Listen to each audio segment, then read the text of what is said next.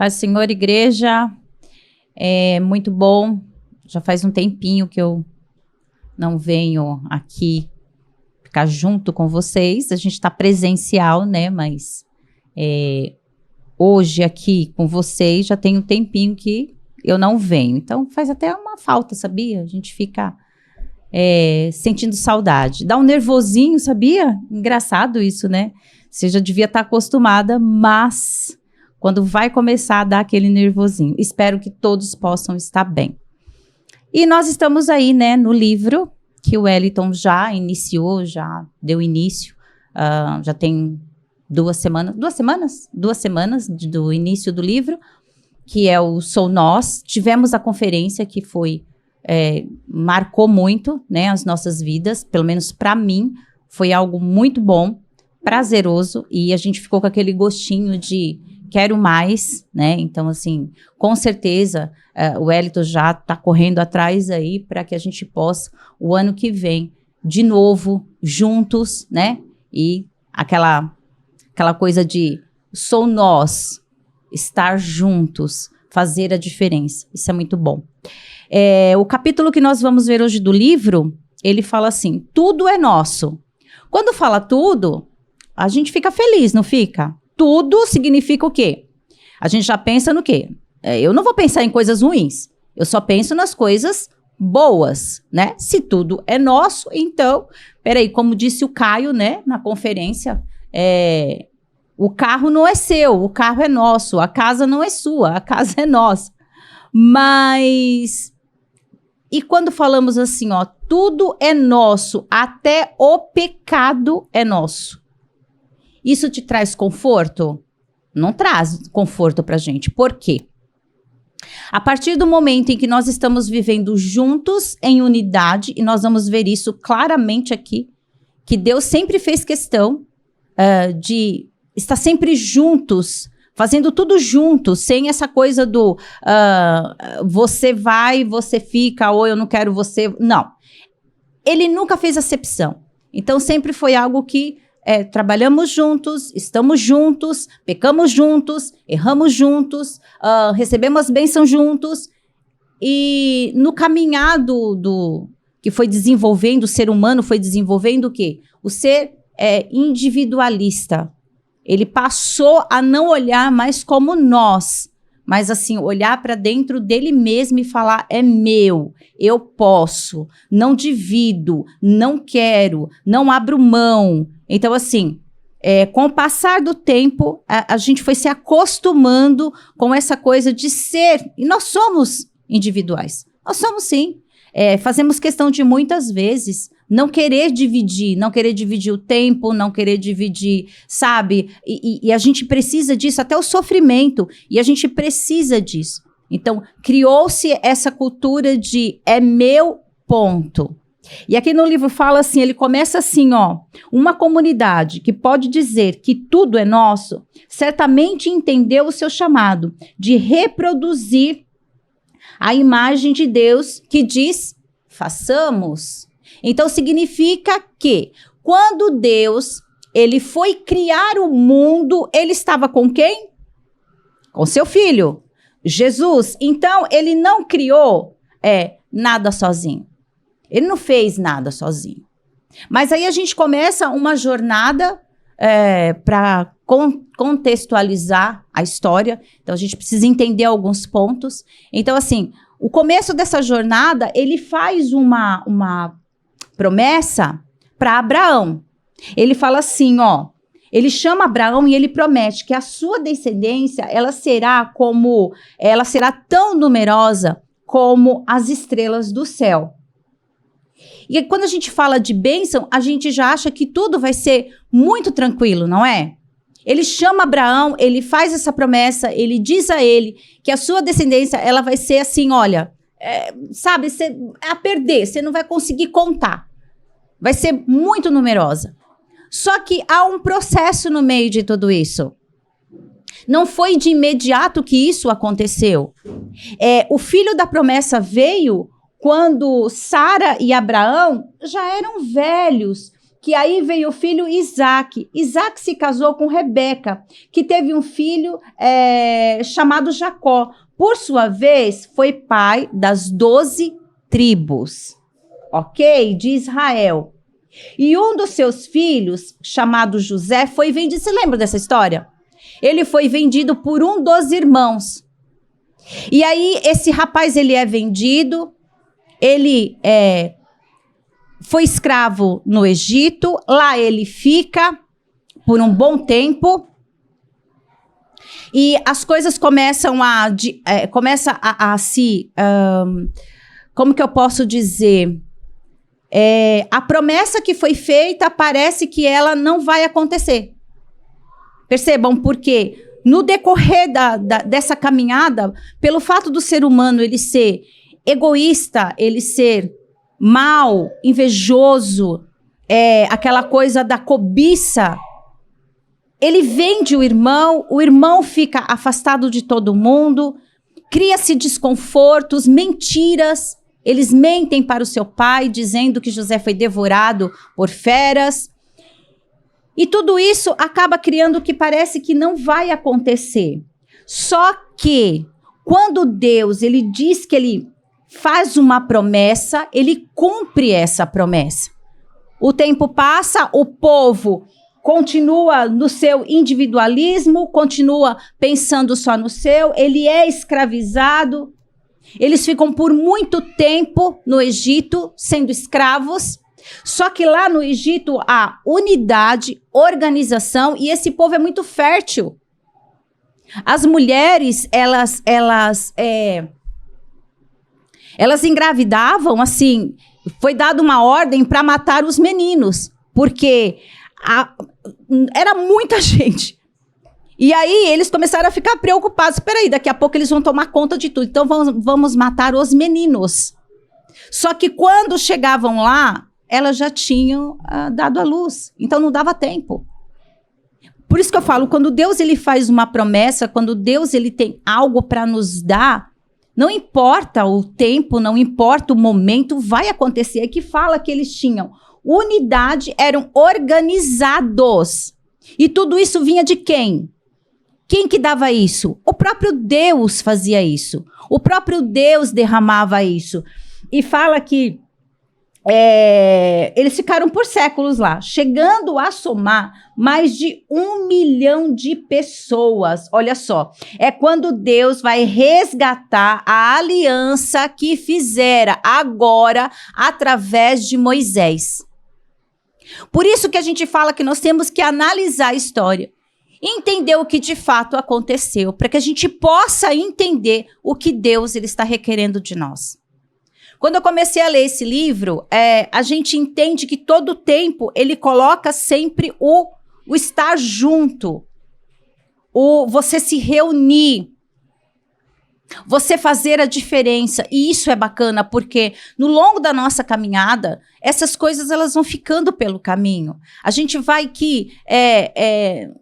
por conta das dificuldades, dos problemas, enfim, nós vamos que nos isolando e muitas vezes criando os nossos próprios, como que eu posso dizer, aquelas pessoas que eu tenho mais afinidade, que eu tenho mais, sabe assim, e eu vou criando esses clãs para mim e eu não quero que os outros participem. E isso é fato. Mas aqui está falando que era um povo que vivia em unidade. E olha só, falam que... aqui fala que 1 milhão de pessoas. Olha como eles se reproduziram em um lugar hostil, longe, sabe assim, dos seus costumes, longe de tudo. Mas eles continuaram se reproduzindo porque era o quê? Ordem de Deus. Deus sabia o que ele ia fazer no meio de tudo isso. Então agora ele levanta Moisés. E nós sabemos, eu acredito que vocês conheçam essa história, que Moisés, ele é agora o libertador. Ele tira esse povo do Egito. O mar se abre, né? Todo mundo, eu acredito que todo mundo conheça, até as crianças sabem, é muito engraçado, né? Que eles falam muito bonitinho. O mar abre, o povo passa, né? E eu me lembro que o o Raul perguntou se os peixes, eles ficavam nadando enquanto tinha a parede. Eu acredito que sim. Devia ser algo lindo de ver e, ao mesmo tempo, assustador. Então, esse povo, ele passa pelo meio do mar. O Senhor fecha o mar. Aqueles que vinham atrás para matá-los morrem. E agora, eles atravessam. E aí começa uma nova jornada até chegar à Terra Prometida. Ele tinha prometido para esse povo que eles levariam eles de volta para a sua terra. E quando Deus promete, ele cumpre. Ele faz a promessa e ele cumpre a promessa. E se a promessa não se cumpriu, é porque tem coisas que estão fora do lugar. Coisas que nós precisamos em unidade. Não é só eu preciso fazer. Como eu disse, até o pecado é nosso. Se o pecado é nosso, a minha família também vai sofrer, a igreja vai sofrer, porque o pecado é nosso. Então, nós não vamos conseguir sair do lugar. E por isso que nós precisamos entender o que precisamos mudar, de que maneira nós devemos olhar agora, sabe? De que forma nós temos que olhar tudo isso que está sendo ensinado. Porque uma coisa é fato, Jesus está voltando. Não tem como você dizer que não, ainda... Não. Os sinais são muito claros. Não tem como você dizer que Jesus não está voltando. Em tudo você consegue ver o sinal do Senhor. E aqui fala que ele então escolhe Moisés para libertar esse povo dessa escravidão que eles viviam. Pensa esse homem agora sendo responsável, porque era muita gente. Muita gente. E fala que por conta, prestem atenção, por conta da murmuração, por conta da desobediência, por conta daquele povo não querer se submeter à vontade de Deus. Agora eles estavam acostumados com velhos costumes, com coisas que eles aprenderam lá no Egito. Agora o velho homem dentro deles, só que não poderia mais carregar junto com eles. Eles teriam que voltar àquilo que Deus sempre disse que eles eram. Eles andaram 40 anos no deserto. 40 anos, eles morreram no deserto. Por quê? Porque não quiseram obedecer à voz de Deus. Mas Moisés morre também. Moisés não entra na terra prometida. Moisés tira aquele povo, conduz aquele povo, ensina esse povo. Eu fico imaginando, o dia inteiro Moisés aconselhava esse povo, sabia? Quando terminava o último, começava tudo de novo. E Moisés sempre mostrando para eles, sabe assim, olha, o caminho é esse aqui, você não tem opção, é isso aqui, porque você já sabe que se você voltar, o que você vai encontrar lá atrás? Mas ainda assim, o povo, nós criamos, né, essas coisas que vai brotando dentro da gente e vai crescendo de uma maneira que você fala assim, nossa, mas o fulano não cresceu ainda. Você já está pecando, porque na verdade você também não cresceu, porque quando há um crescimento, não há um julgamento. Você vai ensinar e conduzir essa pessoa a chegar no ponto, e ainda assim, nós não vamos estar 100%, mas você vai ajudar a essa pessoa a esse crescimento. E agora fica, então, Josué e Calebe. Agora eles vão conquistar a terra prometida, Jericó. E o que eles encontraram nesse lugar? O que tinha lá? Tinha gigantes, homens. A palavra diz que os homens eram terríveis, maus. Então, eles foram espiar a terra para ver como que funcionava. Eles mandam lá os seus espias para ver como que funcionava, como que era a dinâmica do negócio. e eles voltam bem temerosos. Olha, o negócio lá não é fácil, hein? O negócio lá é feio. Talvez não, a gente não consiga. Mas Josué, um homem de fé, valente, a sua confiança não estava no seu braço, não estava na sua força, não estava no exército que ele tinha, não estava, sabe, nas armas que ele tinha. Ele sabia que o Senhor havia prometido, e essa promessa, ela vem lá, de Abraão. E ele sabia o Deus que tinha feito a promessa, que ele iria tirar o povo da escravidão e iria levar para a terra prometida. E isso iria acontecer. E acontece. Então agora, fala que a cidade era uma fortaleza. Era algo assim, surreal de você até mesmo invadir, tomar posse. Os caras tinham se precavido de tudo que eles podiam para que isso não acontecesse. Então, assim, eles sabiam que pessoas estavam de olho lá. Então, o que eles fizeram? A fortaleza. Mas não tem fortaleza que Deus não destrua. Não tem fortaleza que Deus não possa, olha só, tomar posse. Se ele falou que vai acontecer, vai acontecer. E aí fala lá em Josué 6, 17 e 19, fala assim, detalhe, tá? Ele não queria destruir esses homens. Mas eles estavam obstinados a viver dessa forma violenta. Eram homens terríveis. Eles queimavam os seus filhos vivos. Eles ofereciam a Moloque.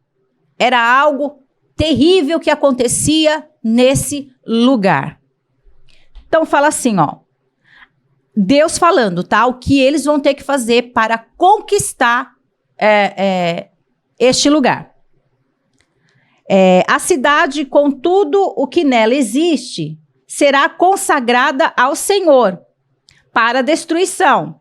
Somente a prostituta Raabe e todos os que estão com ela em sua casa serão poupados, pois ela escondeu os espias que enviamos. Lembra desta moça, desta prostituta? Então, ela tinha um coração bom, porque ela trabalhava, ela fazia esse tipo de trabalho para manter a sua família, para que eles não passassem fome. Então, foi a maneira que ela encontrou de sustentar a sua família.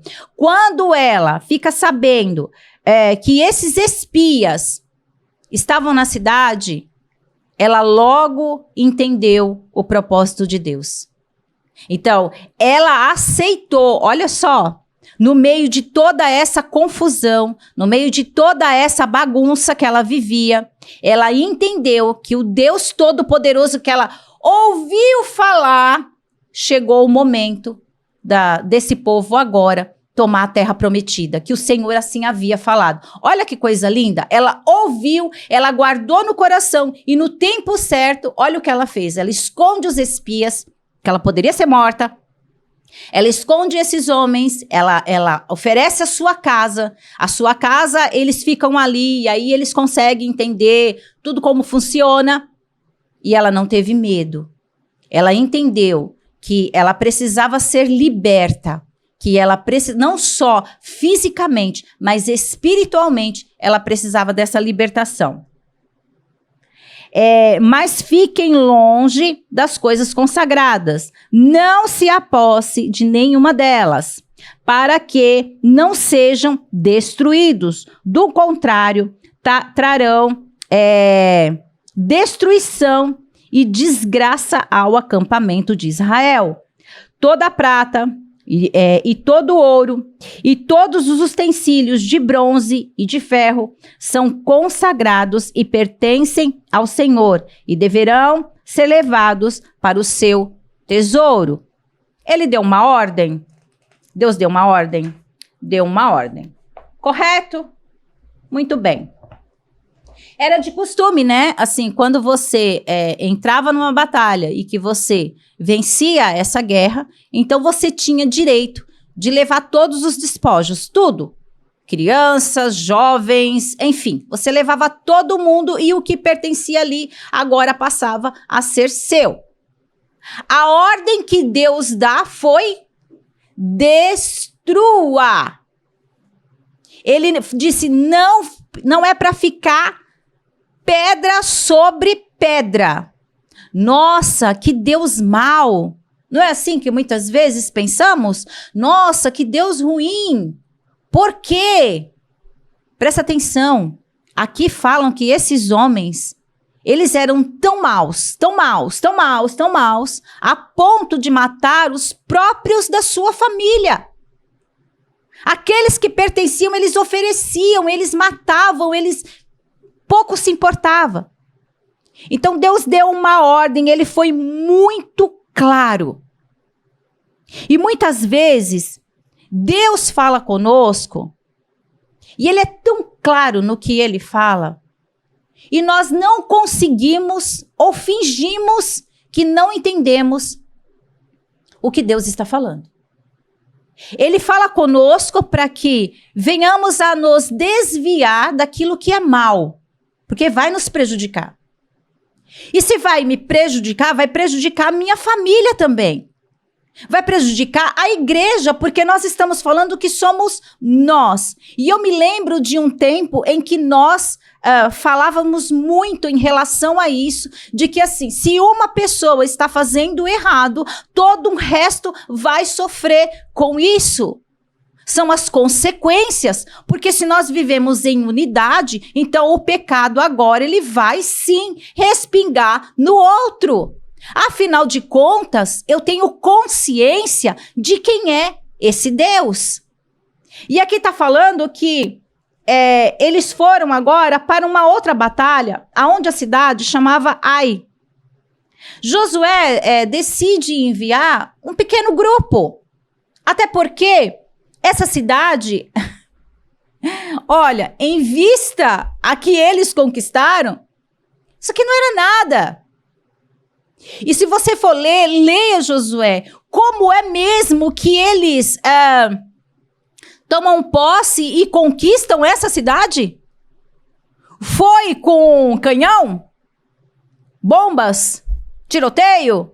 Não! Não foi! Foram os homens mais preparados de Josué? Não! Sabe como que foi? Os sacerdotes indo à frente, eles rodearam esta cidade por 7 dias. No último dia, e olha, presta atenção, a pastora uma vez, ela ministrou, e a gente tem que entrar na história para entender, né? A pastora ministrando, ela fala assim, pensa um povo que não para de falar. E não era meia dúzia, gente. Não eram 2 pessoas, ou sei lá, enfim, 100 pessoas. Eram centenas e milhares de pessoas. Presta atenção. Como assim ninguém percebeu nada?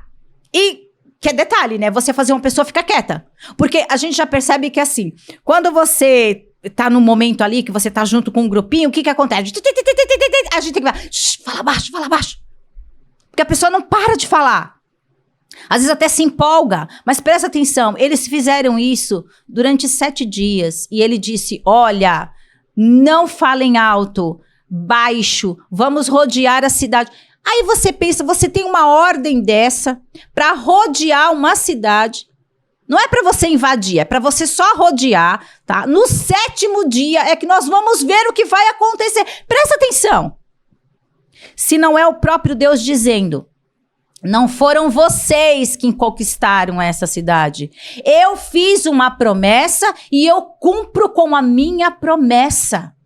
Então, no último dia que eles rodearam, no 7º dia que eles rodearam, aí sim, eles gritaram, eles entraram, invadiram e conquistaram. Não foi na força do homem. Ali foi o próprio Deus, porque havia obediência. Josué estava atento a tudo que o Senhor assim ordenou. Ok. Então agora eles vão para a cidade de Ai, né? E nesse lugar não demonstrava nenhum tipo de perigo. Mande aí alguns e vai ficar tudo bem. Ficou tudo bem? Não. Eles tiveram que fugir e 36 homens morreram no lugar onde, uma batalha onde Josué achou que fosse ser assim, ó, tranquilinho, vai lá, tá tudo bem, é um lugar que não tem, sabe, muitos homens, enfim, vai ser muito tranquilo. E chega a notícia desta vergonha que os outros tantos tiveram que fugir. Eles colocaram esses homens para correr. Opa! O que aconteceu? Se em Jericó, um lugar que era uma fortaleza, nós entramos, conquistamos. O que aconteceu? E aí Josué diz que ele rasga suas roupas, cobre a sua cabeça com cinza. E ele diz que ele está envergonhado, ele diz que ele não entende o que aconteceu. E aí em Josué 7, 10, 12 fala assim, ele tá lá, tá? Envergonhado, buscando resposta, porque ele não entendeu o que aconteceu. Então ele vai buscar em Deus, porque ele aprendeu isso, porque ele foi discipulado por quem mesmo? Quem o discipulou? Moisés.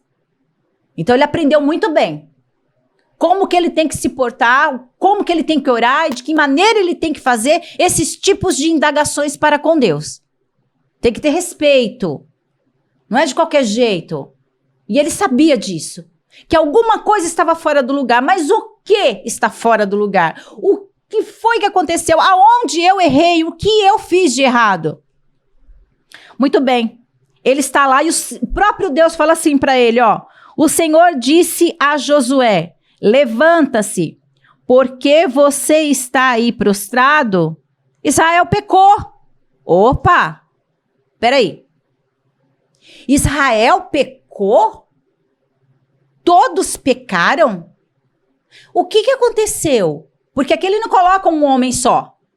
Porque nós vamos saber que quem fez toda essa bagunça foi um único homem, né? Mas presta atenção, ele fala, Israel pecou, violaram a aliança que eu lhe ordenei.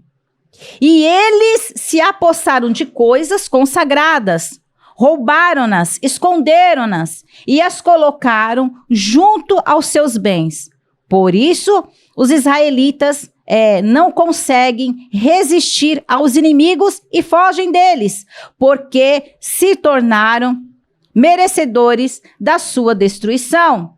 Não estarei mais com vocês, se não destruírem do meio de vocês o que foi consagrado à destruição.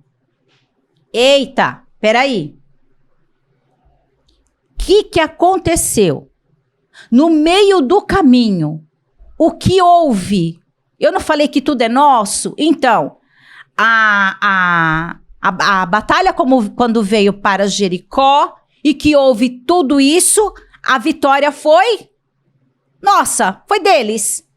Eles conquistaram, todos juntos, correto? Até aí, todo mundo na obediência, ok? Agora, eles entram em uma outra batalha. Para Josué, aos seus olhos, tudo estava tranquilo. Todo mundo obedecendo. Agora ele era o líder. Todo mundo obedecendo e fazendo aquilo que Deus, de fato, tinha mandado fazer. Só que não. Então, Josué começa uma investigação. Ele começa agora a querer saber o que foi que aconteceu. E por causa de um homem, desobedeceu aquilo que Deus tinha ordenado. Seu nome? Acã. O que ele fez? Olha, chega a ser eu falo que é o próprio inimigo fazendo esse tipo de coisa, colocando certas situações ou até mesmo desejos. Porque muitas vezes nós estamos aqui, ó, na presença de Deus. E isso ficou muito claro. Só que você acha que você consegue esconder muito bem. Tem uma frase que fala que não há crime perfeito, né? Porque depois, no meio do caminho, enfim, a coisa vai bagunçar e vai vir tudo à tona. Só que uma coisa a gente precisa entender, e esses homens, eles sabiam muito bem disso, que de Deus ninguém se esconde. Nós não conseguimos nos esconder de Deus. Então, que esse homem achou que o crime dele, o que ele estava fazendo, desobedecendo, seria perfeito. Ninguém nem iria notar. Ele pega um punhado de prata, ele pega um punhado de ouro, ele pega uma capa, devia ser a capa, né?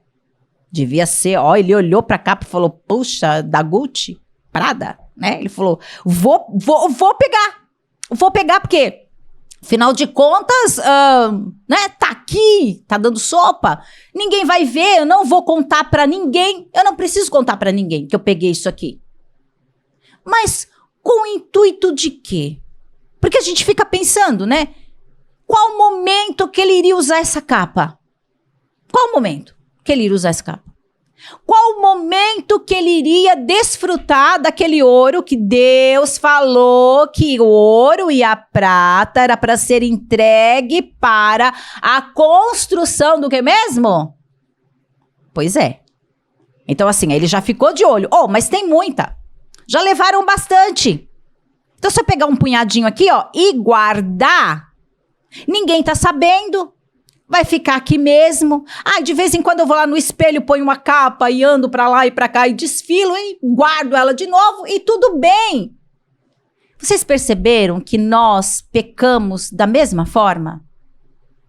Nós, muitas vezes, não percebemos que não pertencemos mais a coisas que estavam ligadas ao velho homem, ao nosso passado. Nós sabemos que tem pessoas que, e eu falo que são por conta de traumas, de situações que foram vivendo, e acaba que atropelando isso, e quando agora tá vivendo em Cristo, não consegue se desvencilhar. Tem pessoas que ela não consegue, é algo que é o sexo. A pornografia. Então, tem pessoas que ela não consegue. Ela está casada, ela está bem, ela tem sua família, ela tem a sua casa, mas ela não consegue, ela precisa, ela necessita, sabe assim, desse tipo de coisa. Ah, mas a minha mulher não tá vendo. Ah, mas, sabe assim, é o meu segredo. É aqui, ó, meu oculto. Só que tá esquecendo que Deus está vendo e que você está prejudicando todo um corpo junto. Quantas mulheres já morreram de AIDS. E elas não sabiam. Olha só. Que os seus parceiros, eles estavam contaminados. E vice-versa, né? Porque hoje em dia tá tudo muito bagunçado. Sabe assim? Não falou. Ah, não, é uma coisa que ninguém sabe. Eu conheço uma pessoa, sabe assim, que a mãe contraiu, só que ela não sabia. Ela só foi descobrir depois que o parceiro dela morreu. E que aí ela foi descobrir que estava com AIDS. Olha que coisa triste. Sabe assim, aquela coisa do... agora uma dúzia não é 12, é 14. Eu vou lá na feira e aí eu tô levando aquela coisa sabe assim, da vantagem? Vou colocando aqui, tudo bem? Você tá roubando, é pecado. Não é legal. Ou você acha que assim, eu tô precisando de dinheiro e como é que eu faço? Se eu tenho uma oportunidade, eu tô vendo que tem alguma coisa ali, aqui o dinheirinho tá ali, sabe, muito fácil, eu vou lá e pego. Ela nem vai dar falta, tem bastante, ela nem vai dar falta. Gente, é pecado, tem gente que tem esse tipo de como que eu posso, de vícios, que são vícios. Mas ninguém tá vendo, não tem problema nenhum. Qual o problema que tem? É pecado. É por isso que nós estamos vendo hoje Uma igreja fraca. Uma igreja que não tem aquele vigor, aqueles momentos reais de declarar cura, libertação, poder de Deus, não tem mais, infelizmente. Porque as pessoas, elas sabem que Deus está vendo. Porque quando você agora você vai para Cristo, você é sim alertado de coisas que você está fazendo que você sabe que não é legal. Como tem pessoas que é algo que é tão natural, a traição, ela é tão, sabe assim, que a pessoa ela vai flertando com a outra e para ela não tem problema nenhum. Imagina, não, você está enganada. E ela tenta se esconder, como esse homem fez, porque o que ele iria lucrar com isso? Como que ele iria desfrutar disso? Então ele levou todo mundo para o mesmo barco. 36 homens morreram. Olha só. Porque ele olhou para a capa, porque ele olhou para aquele punhado que Deus teria muito mais para dar para eles. E é o que nós estamos aqui, sabe assim, todo o tempo tentando mostrar que assim, eu estou tão apegado a essas coisas que são tão pequenas e que elas me prejudicam. Elas me fazem mal. Tem pessoas que têm o hábito de mentir. Tudo tem que ter uma mentira. Tudo tem que ter aquela coisa do exagero. É pecado. Tem pessoas que são ciumentas ao extremo, que prejudica o outro por conta disso. É pecado. A fofoca, Deus abomina.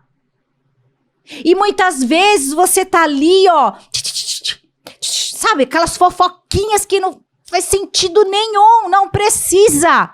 Mas é isso que ele quer, para se alojar, para tomar posse, te enfraquecer e fazer você, eu estou escondido aqui, ninguém está me vendo e, na verdade, eu estou prejudicando todo um corpo.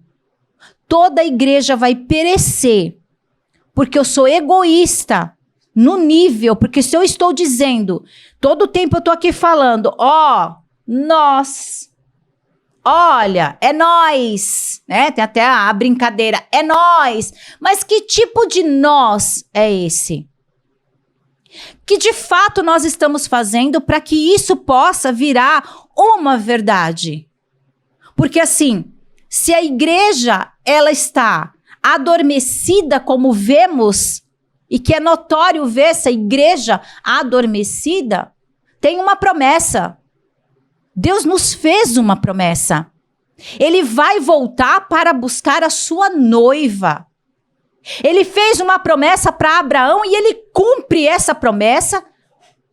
Anos, séculos se passaram, mas ele cumpriu a promessa e ele vai cumprir a promessa quando ele disse que ele vai voltar. Mas para que essa promessa se cumpra, e que é muito bonito falar, o nós, a unidade, o estar junto, o ser parceiro, o amigo. Será que nós estamos dispostos a isso? A você estar junto do outro, pegar na mão dele? Claro que você tem que falar das coisas que estão lá, no oculto e no escondido com a pessoa certa. Deus vai colocar a pessoa certa e o momento e a hora para que você possa ser livre deste pecado. Acã, ele faz isso e toda a sua família morre junto com ele. Olha que coisa triste. É muito triste você saber que a sua família hoje ela está arrastando correntes porque você continua ligado, amordaçado, sabe, é o seu pecado de estimação, você não consegue deixar, não vou falar, não quero tocar nesse assunto. O Senhor está dizendo que nós estamos aqui num propósito de nós. Então nós vamos sofrer? Nós estamos sofrendo. Perceba que tudo que está acontecendo aí fora, nós estamos sofrendo junto. A palavra fala que o sol nasce para os bons e para os ruins. Não tem essa, ele não faz acepção. Então significa que nós vamos juntos, é isso? Mas espera, se Deus está nos alertando, se Deus está falando conosco, como ele disse aqui para Josué, se levanta. Sabe por quê? Porque Israel pecou, olha só. Ele não está dizendo, olha, ô Josué, foi Acã que pecou. Não estaria um apontamento de dedo? Estaria. Porque esse Deus que nos criou, que nos formou, ele não vê a gente, sabe assim, nessa coisa de, eu gosto mais do Paulo Henrique do que eu gosto mais do fulano. Não, é igual, é num todo. Todos pecaram. Todos. Tanto, a coisa é tão séria que quando eles vão para essa batalha, Deus já sabe do que tinha acontecido, correto? E ele deixa isso acontecer, que é para o quê? Para mostrar para este povo que nada fica escondido aos olhos de Deus. E que eles tenham convicção de uma coisa: a força do seu braço não vale de absolutamente nada. Saíram cheios porque agora o povo, quando ouvia falar que era o exército de Israel, eles temiam. Eles ficavam temerosos. Nossa, os homens, eles são mesmo valentes. Vamos ficar aqui, ó.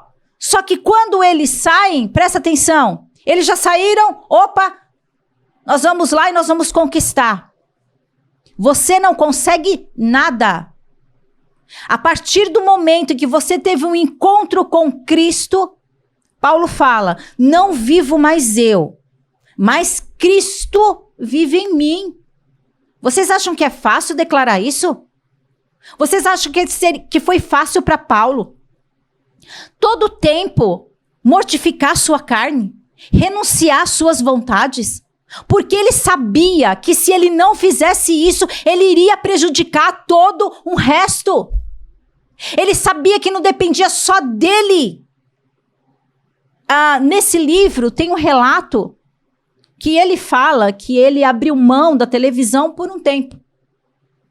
E ele vai se encontrar com o pai num restaurante. E ele chega nesse restaurante e o pai começa a contar, sabe, esses jornais, né, que são terríveis, enfim. E o pai começa a relatar de uma história que o marido chega em casa, espanca a sua esposa, ela fica desmaiada no chão, e ele pega o seu filho e vai para sacada do apartamento. Se não me engano, 12º ou 10º andar, não sei ao certo. E ele vai para sacada. E lá o menino, ele começa a chorar e ele pede para que o pai o leve para a mãe. E isso, as pessoas começam a ver ali aquela movimentação, ele com aquela criança e aquela coisa toda, e a criança chorando. E passa-se 20 minutos, a polícia chega, enfim. Ele se joga com a criança.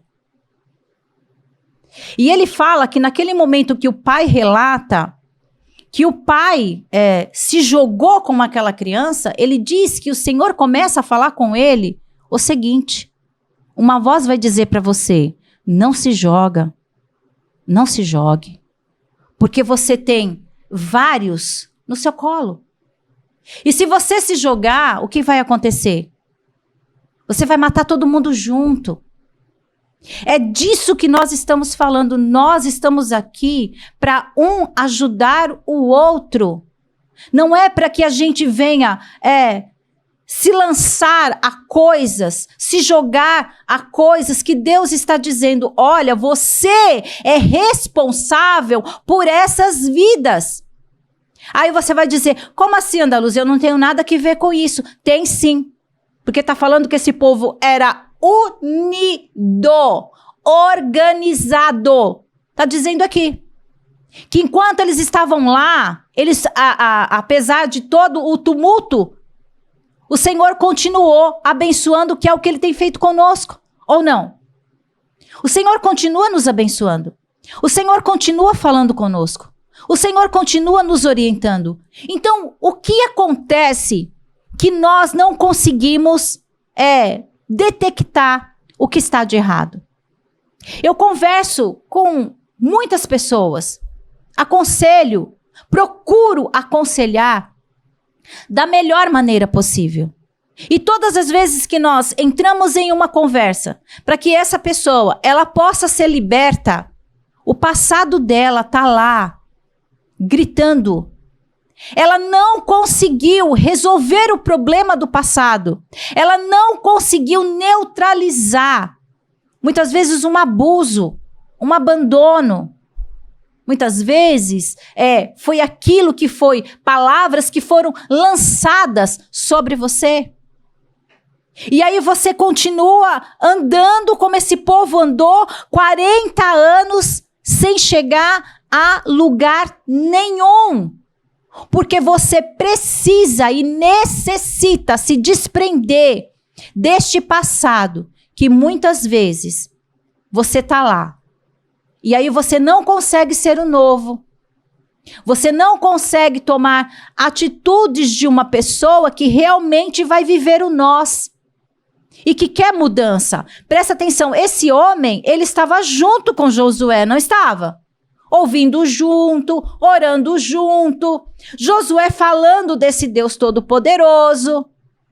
Mas o que será que levou esse homem a essa prática? Porque o Senhor disse que ele, olha, uma ordem que foi dada, destrua. Não quero nada. Nada. Tanto ele sabia que estava errado, que ele escondeu, não foi? Ele enterrou. Aí eu fico pensando, gente, ele pega algo. Para quê? Nós ficamos envolvidos nesse pecado para quê? Vai te levar aonde? Vai te trazer o que de benefício? Vai mudar o que na sua história? Quando eu comecei a ler Josué, e que é maravilhoso da gente ler, Josué, ele tem Deus dentro dele de uma maneira surpreendente. Ele sabe que esse Deus é um Deus todo-poderoso. Ele sabe que se ele ganhou as batalhas e enfim, ele sabia que não era pela sua força. Ele sabia que esse Deus, quando ele fala, ele cumpre. Quantos anos? Não precisa responder para mim não, tá? Mas pensa aí. Quantos anos já de evangelho? Quanto tempo já de caminhada com o Senhor? Também não precisa me responder. Você olhando para você hoje, o que você consegue ver que mudou na sua vida? Eu sempre fui muito... Eu nunca fui de guardar raiva de ninguém. Isso é uma coisa minha, né? Enfim. Mas, em determinado momento, claro que você tem umas rugas, como, por exemplo, como meu ex tinha. Não vou mentir. Era uma coisa que... gente, não tem como, né? Porque por conta da situação, de tudo que aconteceu, acaba que quando quebra, quando é fim, e que você não tem a ordem de Deus, é destruidor. Não fica pedra sobre pedra. Até os filhos vão junto. É impressionante. Só que quando você faz isso, Deus ordenando, falando, é o momento, é a hora, chegou o momento da sua libertação, é libertador, é maravilhoso. É algo que você olha e por mais que você busque, você tem os flashes, né, as lembranças das coisas ruins que aconteceram, mas não te causa nenhum tipo de impacto, de revolta, de ódio, de, nossa, eu quero matar. Não te traz isso. Então, assim, por isso que a gente fala, a partir do momento em que você tem um encontro real com Cristo, isso tem que fazer a diferença. Isso tem que mudar dentro de você. Você não pode simplesmente achar que o seu pecado é seu pecado. Não é seu, é nosso. Olha como é sério. E você tem que começar agora a entender que se você não se libertar dele, você vai prejudicar todo o resto. Você vai, como aquele homem, ele pega o seu filho e ele se joga. Quer dizer, ele levou o inocente junto. Não faz sentido.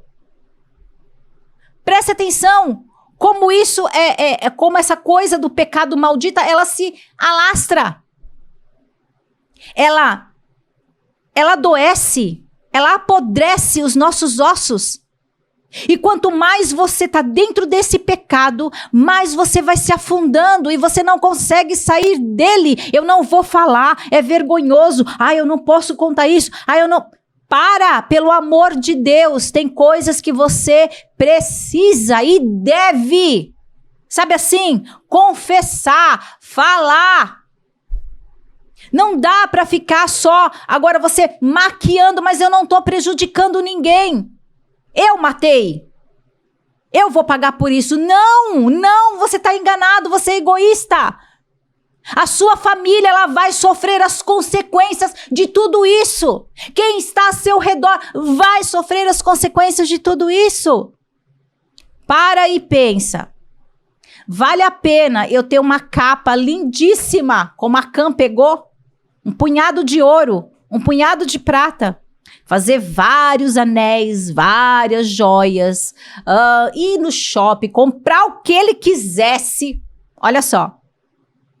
Isso estava aqui na cabeça dele, mas não iria se tornar verdade porque ele sabia que ele tinha feito tudo contrário ao que Deus tinha mandado. Ele não iria conseguir desfrutar. E nós estamos vendo isso. Presta atenção, povo de Deus, presta atenção. O que mais nós estamos vendo são pessoas com muito dinheiro, sem paz, sem sossego, pecando, errando, fazendo, e o dinheiro trazendo tudo que não presta. E mais um pouco. E levando, vocês perceberam? Um povo todo para o inferno. Acã achou que o seu pecado, ele ia esconder, iria ficar tudo bonitinho ali, ninguém ia saber de nada. No momento oportuno, ele desfilaria com a sua capa e usaria do seu dinheiro. Vamos deixar o povo esquecer? E depois que tudo tiver já, sabe? Os ânimos, né? Tiver mais calmo, eu apareço com a capa, ninguém nem vai perceber que essa capa eu peguei de lá. Eu vou comprar uma casa boa, um carro bom, vários cavalos, né? Ninguém nem vai perceber que foi porque eu roubei, escondi de Deus. A palavra de hoje, ela é muito clara para nós. Nada fica no oculto, escondido de Deus. Você não se esconde de Deus. Você pode se esconder de mim. Você pode até querer mentir para mim. Para Deus, não. Aprenda com Acã. Você pegou uma capa? Pede perdão e devolve. Você pegou um punhado de ouro? Peça perdão e devolva. Não queira. Não queira ficar com essas coisas escondidas, porque ele disse que ele vai destruir. Olha. Então presta atenção. E não só você. Todo o resto. Por isso que nós todo tempo falamos. Se a igreja, ele fez uma promessa, hein? Tá lá em Joel. Vai ter o avivamento. Eu creio neste avivamento. Eu creio porque ele cumpriu. Tá aqui, ele cumpriu. Veio de geração em geração, de coisas acontecendo, de situações, mas ele cumpre a sua promessa. E eu sei que essa promessa, ela vai se cumprir. Mas eu preciso entender o nós. Ser verdadeiro, ser autêntico. Você vai pecar sempre, meu querido. Errar sempre. Mas o mais importante é você se submeter à vontade de Deus. Amém? É isso. Que possamos ter essa consciência. Tudo é nosso? Opa, que bacana, o carro do Paulo Henrique é meu. A casa é minha, né? Tá tudo dominado. Mas e o pecado dele? E aí, como é que eu faço? Então a gente tem que tomar muito cuidado com isso. Saber o que de fato eu estou fazendo, de que forma eu estou fazendo. E o principal, estou agradando a Deus? É essa a pergunta. Estou obedecendo ao que Deus assim me designou?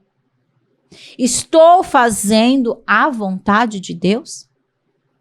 Porque depois de tudo isso, se você ler lá Josué, o povo se rebela, tá? Ah, meu Deus. O povo se rebela.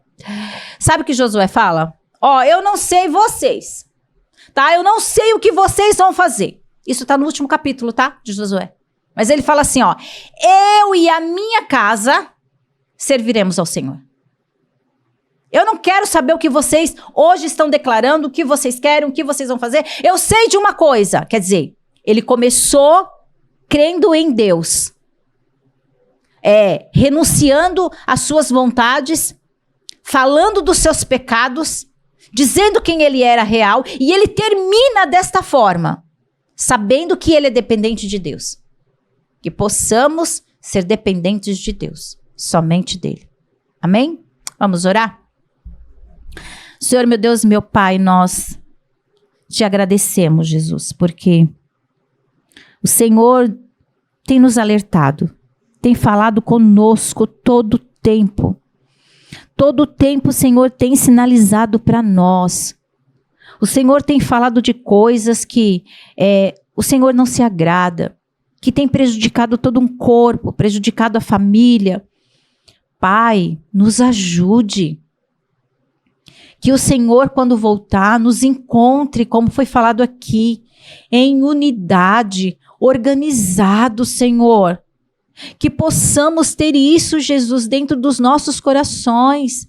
Porque é em vão, Senhor, todo tempo a gente ficar falando aqui e não ter quem possa obedecer, a dar ouvidos. Jesus, tenha misericórdia. Destape os ouvidos dos teus filhos. Só o Senhor tem o poder de convencer. Só o Senhor tem o poder de transformar, de mudar. Que possamos viver em unidade, em família, em amor, em verdade, Jesus. Sabemos que não é fácil, porque cada um tem uma maneira de pensar, cada um tem uma maneira de agir, de fazer, mas Jesus, nos una. Que possamos ter esse amor que o Senhor teve, como quando morreu na cruz do Calvário. O Senhor morreu e o Senhor não estava pensando, nossa, e agora? Não, o Senhor estava pensando em nós. Pai, nos ajude a ter esse amor. Nos ajude, Senhor, a ser verdadeiros na sua presença. Não permita que essa coisa de máscaras que todo tempo a gente tenta colocar, ou a gente tenta muitas vezes, sabe, viver de uma forma mentirosa. Não permita, Senhor, que possamos ser verdadeiros, que possamos ser autênticos, que possamos, Jesus, todo o tempo buscar desse amor que o Senhor nos deu, derramou, porque o Senhor morreu na cruz do Calvário ensinando desse amor. Não permita, Jesus, que venhamos a deixar tudo isso pelo caminho, por cobiça, por mentiras, por situações. Não permita, Senhor, porque eu sou soberbo. Não permita, Senhor. Nos ajude.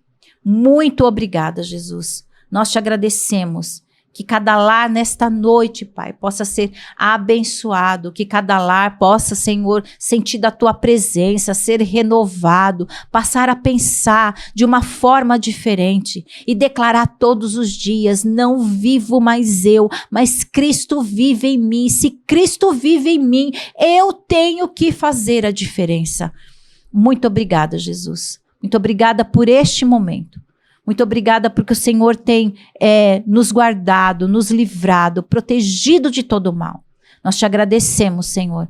Muito obrigada. Oramos e te agradecemos em nome de Jesus. Amém. Próxima quinta, estaremos de volta? Eu não estarei de volta, mas os meus parceiros, amigos, em nome de Jesus. Fique com Deus e boa noite.